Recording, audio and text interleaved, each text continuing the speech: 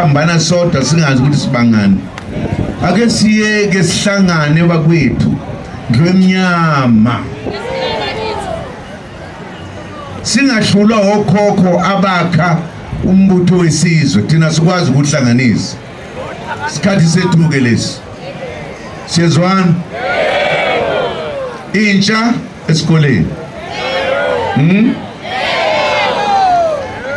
Intsha ayingaqala ukuphuza sencane.